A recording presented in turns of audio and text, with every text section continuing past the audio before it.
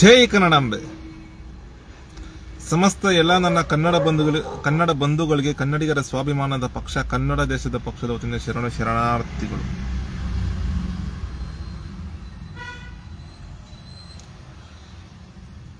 ಯಮಪುರಿ ಪಟ್ಟಣದಲ್ಲಿರುವ ನರಕದ ಕೂಪದಂತಿರುವ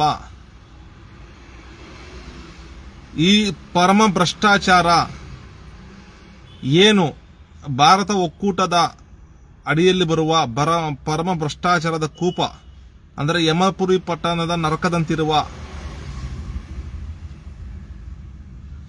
ಈ IAS, IPS, IRS ಅಂತಹ ಒಂದು ವಿಭಾಗಗಳೇನಿದೆಯಲ್ಲ, ಇದೊಂಥರ ಯಮಪುರಿ ಪಟ್ಟಣ ಬೇರೆ ಅಲ್ಲ, ಯಮಪುರಿ ಪಟ್ಟಣದ ನರಕದ ಕೂಪ ಬೇರೆ ಅಲ್ಲ, ಇದು ಬೇರೆ ಅಲ್ಲ. ನಾವು ಮೊದಲಿಂದ ನಮ್ಮ ಪಕ್ಷದಿಂದ ಪ್ರತಿಪಾದನೆ ಮಾಡ್ಕೊಂಡು ಬರ್ತಾ ಇದೀವಿ ಈ ವಿಚಾರ ಸಂಬಂಧಪಟ್ಟಂತೆ.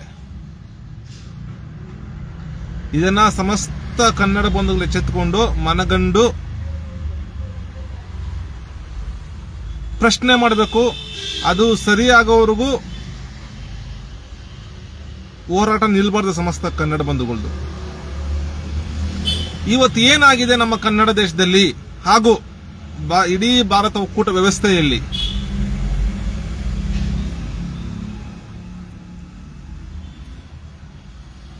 ಒಂಥರ ಭ್ರಷ್ಟಾಚಾರದ ಕೂಪ ಆಗೋಗ್ಬಿಟ್ಟಿದೆ.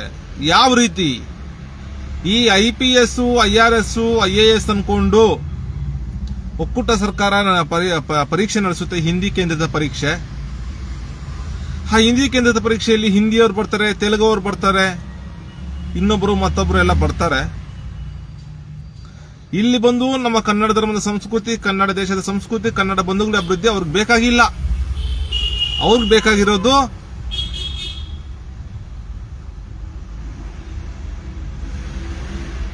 ಅವರು ಯಾವ ದೇಶದಿಂದ, ಯಾವ ರಾಜ್ಯದಿಂದ, ಯಾವ ಜಿಲ್ಲೆಯಿಂದ ಬಂದಿದ್ದು ಅವರ ಸಮುದಾಯವನ್ನು ಕರ್ಕೊಬರ್ತಾರೆ, ಅವರ ಊರವನ್ನು ಕರ್ಕೊಬರ್ತಾರೆ, ಅವರ ಭಾಷಿಕರನ್ನು ಕರ್ಕೊಬರ್ತಾರೆ. ಕರ್ಕೊಬಂದು ಇಲ್ಲಿ ಮಾಡಬಾರ್ದು ಭ್ರಷ್ಟಾಚಾರ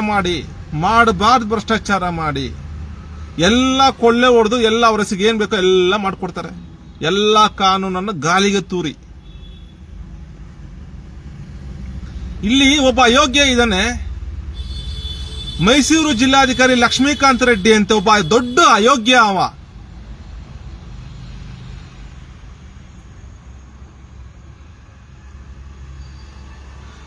ಮೈಸೂರು ಜಿಲ್ಲೆ ಹೆಗ್ಗಡದೇವನಕೋಟೆ ತಾಲೂಕಿನ ಸರಗೂರು ವ್ಯಾಪ್ತಿಯಲ್ಲಿ ಕಬಿನಿ ಜಲಾಶಯ ಹರಿಯುತ್ತೆ. ಯಾರೋ ತೆಲುಗು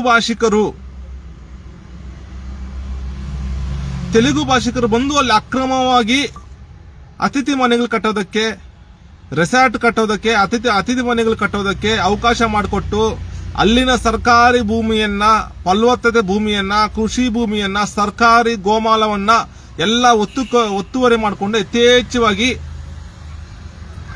50 ರಿಂದ 60 ಕೊಠಡಿಗಳ ಅತಿಥಿ ಮನೆ, ರೆಸಾರ್ಟ್ ಅಕ್ರಮವಾಗಿ ನಿರ್ಮಾಣ ಮಾಡಿ ಅದಕ್ಕೆಲ್ಲ ಅವಕಾಶ ಮಾಡಿಕೊಡ್ತಾವ್ರೆ. ಈ ಲಕ್ಷ್ಮೀಕಾಂತ್, ಮೈಸೂರಿನ ಜಿಲ್ಲಾಧಿಕಾರಿ ಲಕ್ಷ್ಮೀಕಾಂತ್ ರೆಡ್ಡಿ ಅನ್ನೋ ಅಯೋಗ್ಯ ಆಂಧ್ರದಿಂದ ಬಂದಿರೋದೇ ನಿಮ್ಮವ್ರಿಗೆ ನಿಮ್ಮ ಮೈಸೂರು ಲೂಟಿ ಹೊಡ್ಕೊಡಕ್ಕೋಸ್ಕರ ನೀವು ಬಂದಿದ್ಯಾ ಅಲ್ಲಿಂದ ಇಲ್ಲಿಗೆ ನೀನು. ಇದನ್ನ ನಮ್ಮ ಪಕ್ಷದಿಂದ ಸಮಸ್ತ ಕನ್ನಡ ಬಂಧುಗಳ ಪರವಾಗಿ ಅತ್ಯುಗ್ರವಾಗಿ ತೀವ್ರವಾಗಿ ಖಂಡಿಸ್ತಾ ಇದೀವಿ. ಈ ಒಂದು ವಿಚಾರಗಳನ್ನ ಇವ್ರು ನಡ್ಕೊಂತಿರುವಂತಹ ರೀತಿನ, ಆಡಳಿತ ನಡೆಸುವಂತ ಲೂಟ್ ಹೊಡೆಯ ಪರಮಾವಧಿನ ಈ ಲಕ್ಷ್ಮೀಕಾಂತ್ ರೆಡ್ಡಿ, ಆಂಧ್ರ ಮೂಲದ ತೆಲುಗು ಭಾಷಿಕ ಲಕ್ಷ್ಮೀಕಾಂತ್ ರೆಡ್ಡಿ ಇದೇ ರೀತಿ IAS, IPS, IRS ರೂಪದಲ್ಲಿ ಬಂದು ಇಲ್ಲಿ ಅಭಿವೃದ್ಧಿ ಕೆಲಸಗಳು ಮಾಡೋದು ಬಿಟ್ಟು ಸರ್ಕಾರಿ ಗೋಮಾಳಗಳನ್ನು ಲೂಟಿ ಹೊಡೆಯೋದು, ಅವರ ಭಾಷಿಕರಿಗೆ ಆಂಧ್ರದಿಂದ ಕರ್ಕೊಂಡ್ಬಂದು ಆ ತೆಲುಗು ಭಾಷೆಗೆ ಕರ್ಕೊಂಡ್ಬಂದು ಯಥೇಚ್ಛವಾಗಿ ಇದು ಮಾಡೋದು, ನಮ್ಮವ್ರನ್ನ ಹಾಕೊಂಡು ತುಳಿಯೋದು, ಅವ್ರವ್ರನ್ನ ಬೆಳೆಸೋದು, ಅವ್ರ ಕುಟುಂಬದವ್ರನ್ನ, ಸಂಬಂಧಿಕರನ್ನೆಲ್ಲ. ಅದರಿಂದ ಏನಾಗ್ತಾ ಇದೆ ಅಂದ್ರೆ ಇಲ್ಲಿ ನಮ್ಮ ಕನ್ನಡ ಬಂಧುಗಳು ಬೆಳೀತಾ ಇಲ್ಲ, ಕರ್ನಾಟಕ ಅಭಿವೃದ್ಧಿ ಆಗ್ತಾ ಇಲ್ಲ. ಬರೀ ಅವರ ಅಭಿವೃದ್ಧಿ ಆಗ್ತಾವ್ರೆ, ಅವರ ಆ ಒಂದು ಅಧಿಕಾರಿಗಳ ಅಭಿವೃದ್ಧಿ ಆಗ್ತಾವ್ರೆ, ಹಾಗೂ ಅವರು ಮನೆತನ ಕರ್ಕೊಂಡ್ಬಂದಿರ್ತಾರೆ, ಅವರ ಸಂಬಂಧಿಕರು ನೆಂಟರಿರ್ತಾರಲ್ಲ ಅವ್ರ ಅಭಿವೃದ್ಧಿ ಆಗ್ತಾವ್ರೆ. ಅವರ ಬಂಧು ಬಳಗದವರು ಅಭಿವೃದ್ಧಿ ಆಗ್ತಾವ್ರೆ. ಇದೇ ರೀತಿ ಆಂಧ್ರ ಮೂಲದ ತೆಲುಗು ಮೂಲದ ಒಬ್ಬ ರೋಹಿಣಿ ಸಿಂಧೂರನ ಒಬ್ಬ ಅವಳು ಅದೇ ಅಧಿಕಾರ ಆಗಿದ್ಲು, ಹಾಸನಕ್ಕೆ ಹೋದ್ಲು. ಹಾಸನದಲ್ಲಿರುವಂತಹ ಏನು ಮಾಡಬಾರ್ದು ಭ್ರಷ್ಟಾಚಾರ ಮಾಡಿದ್ಲು. ಅದೇ ರೀತಿ ಮೈಸೂರಲ್ಲಿ ಮಾಡಬಾರ್ದು ಭ್ರಷ್ಟಾಚಾರ ಮಾಡಿದ್ಲು. ಈಗಲೂ ರೋಹಿಣಿ ಸಿಂಧೂರ್ ಅವಳ ಮೇಲೆ ಹಲವಾರು ಪ್ರಕರಣಗಳು ನಡೀತಾ ಇದೆ. ಸರ್ಕಾರ ತನಿಖೆ ಮಾಡ್ತಾ ಇದೆ ಈ ಒಂದು ವಿಚಾರಕ್ಕೆ ಸಂಬಂಧಪಟ್ಟಂಗೆ. ಆಡಬಾರ್ದು ಆಟಗಳಾಗಿ ಮಾಡಬಾರ್ದು ಆಟಗಳು ಮಾಡಿ ಮೈಸೂರನ್ನು ಹಾಳು ಮಾಡಿದ್ಲು, ಹಾಸನ ಹಾಳು ಮಾಡಿದ್ಲು. ಅಲ್ಲೆಲ್ಲ ಮೊದಲು ಹಾಸನ ಹಾಳು ಮಾಡಕ್ ಪ್ರಯತ್ನ ಪಟ್ಟರು. ಜನ ಎಚ್ಚೆತ್ತುಕೊಂಡು ಹಾಸನ ಜಿಲ್ಲೆ ಜನರು ಅಲ್ಲಿನ ಪ್ರತಿನಿಧಿಗಳು ಎಚ್ಚೆತ್ಕೊಂಡು ಅಲ್ಲಿಂದ ಓಡಿಸಿದ್ರು ಅವಳನ್ನ. ಅಲ್ಲಿಂದ ಮೈಸೂರಿಗೆ ಹೋದ್ರು. ಮೈಸೂರನ್ನು ನಾಶ ಮಾಡಕ್ ಪ್ರಯತ್ನ ಪಟ್ಟರು. ನಾಶ ಮಾಡಕ್ ಪ್ರಯತ್ನ ಪಟ್ಟಿದ್ದಕ್ಕೆ ಅಲ್ಲಿನ ಜನ ಎಚ್ಚೆತ್ಕೊಂಡು ಜನರು ಮತ್ತೆ ಪ್ರತಿನಿಧಿಗಳು ಎಚ್ಚೆತ್ತುಕೊಂಡು ಅಲ್ಲಿಂದ ಅವರು ಓಡಿಸಿದ್ರು. ಈಗ ಇವನೊಬ್ರು ಬಂದವನೇ ದೊಡ್ಡ ಅಯೋಗ್ಯ. ನಿನ್ ಮೈಸೂರು ಅಭಿವೃದ್ಧಿ ಮಾಡೋದ್ ಬೇಕಾ ಅಥವಾ ನಿನ್ನ ಭಾಷಿಕನ ನಿನ್ನ ಸಂಬಂಧಿಕ ಉದ್ಧಾರ ಮಾಡಕ್ ಬಂದಿದೆ ಮೈಸೂರಿಗೆ? ಇಲ್ಲಿ ಹಂಗಿದ್ರೆ ನೀನು ಅಲ್ಲಿ ಉದ್ಧಾರ ಮಾಡ್ಕೊ, ಆಂಧ್ರದಲ್ಲಿ ಹೋಗ್ಬಿಟ್ಟು ಇಲ್ಲೇನಕ್ಕೆ ಬಂದು ನಾಶ ಮಾಡ್ತೀಯನಮ್ಮ ನೀನು.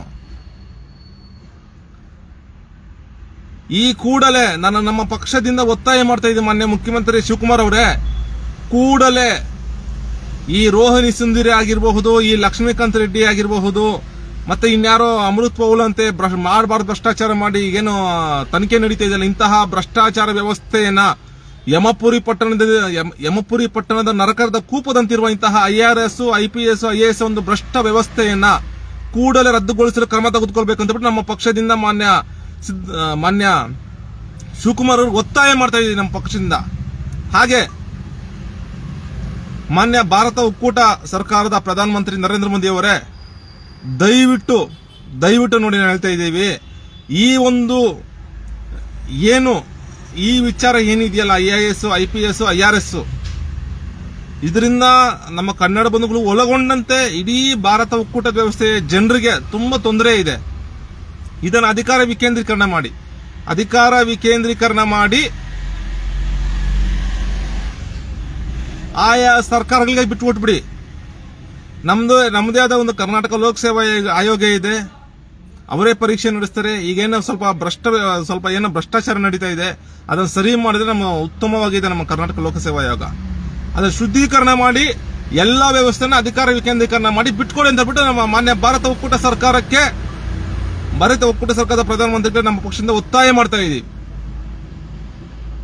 ನಮ್ಮ ಕನ್ನಡ ಬಂಧುಗಳು ಉಳಿಸಬೇಕು, ಕನ್ನಡ ಧರ್ಮ ಉಳಿಸಬೇಕು, ಕನ್ನಡ ದೇಶ ಉಳಿಸಬೇಕಂತ ಒತ್ತಾಯ ಮಾಡ್ತಾ ಇದ್ದೀವಿ. ಈ ನಿಟ್ಟಿನಲ್ಲಿ ಮೈಸೂರಿನ ಖ್ಯಾತ ವಕೀಲರು ಧ್ವನಿ ಎತ್ತಿ ಇಡೀ ಮೈಸೂರನ್ನು ಉಳಿಸೋಕ್ಕೋಸ್ಕರ ತುಂಬಾ ಒಂದು ಗಟ್ಟಿಯಾದ ನಿಲುವು ತಳೆದಿರೋದಕ್ಕೆ ನಮ್ಮ ಪಕ್ಷದಿಂದ ಸಂಪೂರ್ಣ ಬೆಂಬಲ ಕೊಡ್ತೇವೆ ಆ ವಕೀಲರಿಗೆ, ಖ್ಯಾತ ವಕೀಲರಿಗೆ.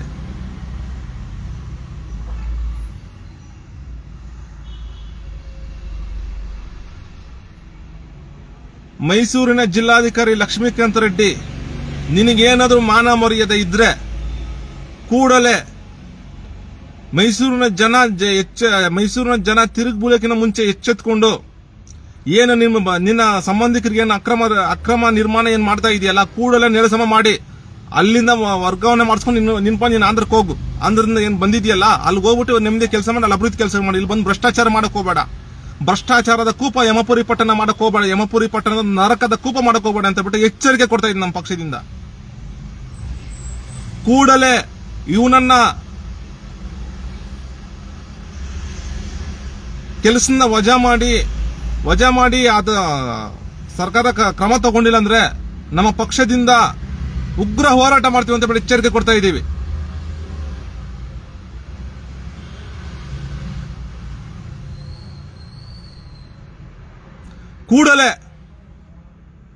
ಕೂಡಲೇ ಮಾನ್ಯ ಮುಖ್ಯಮಂತ್ರಿ ಶಿವಕುಮಾರ್ ಅವರೇ ಎಚ್ಚೆತ್ತುಕೊಂಡು ಕೂಡಲೇ ಈ ವ್ಯವಸ್ಥೆಯನ್ನು ಸರಿಗೊಳಿಸಿ ಯಾವುದು ತೊಂದರೆ ಇಲ್ಲದೆ ವ್ಯವಸ್ಥೆ ಸರಿಪಡಿಸಿ ಯಾವುದೇ ರೀತಿಯ ಎಲ್ಲ ಏನಿದೆಯಲ್ಲ ಈ IRS, IAS, IPS ಪರೀಕ್ಷೆಯನ್ನು ರದ್ದು ಮಾಡಿ ಭಾರತ ಒಕ್ಕೂಟ ಸರ್ಕಾರದ ಜೊತೆ ಮಾತಾಡಿ ಪತ್ರ ಬರೆದು ಏನು ಲೋಕಸಭೆಯಲ್ಲಿ ಆ ಒಂದು ಸಂವಿಧಾನ ತಿದ್ದುಪಡಿ ಮಾಡಿ ಆ ಒಂದು ವ್ಯವಸ್ಥೆಯನ್ನ ಪೂರ್ತಿ ಆಯಾ ಸರ್ಕಾರಗಳಿಗೆ ವಿಂಗಡಣೆ ಆಗೋ ಅಧಿಕಾರ ವಿಭಜನೆ ಆಗಿ ಅಧಿಕಾರ ವಿಕೇಂದ್ರೀಕರಣ ಆಗೋ ತರ ಮಾಡಿ ಒಂದು ಒಳ್ಳೆ ಆಡಳಿತ ಕೊಡಬೇಕು, ಕರ್ನಾಟಕದ ಅಭಿವೃದ್ಧಿ ಕೊಂಡೊಯ್ಯೋದಕ್ಕೆ ಒಂದು ಒಳ್ಳೆ ದಿಟ್ಟವಾದ ಹೆಜ್ಜೆ ಇಡಬೇಕಂತ ಹೇಳ್ಬಿಟ್ಟು ನಮ್ಮ ಪಕ್ಷದಿಂದ ಸಮಸ್ತ ಕನ್ನಡ ಬಂಧುಗಳ ಪರವಾಗಿ ಒತ್ತಾಯ ಮಾಡ್ತಾ ಇದ್ದೀವಿ. ಜೈ ಕನ್ನಡಾಂಬೆ, ಜೈ ಕನ್ನಡ ಧರ್ಮ, ಜೈ ಕನ್ನಡ ದೇಶ. ಶರಣಾರ್ಥಿಗಳು.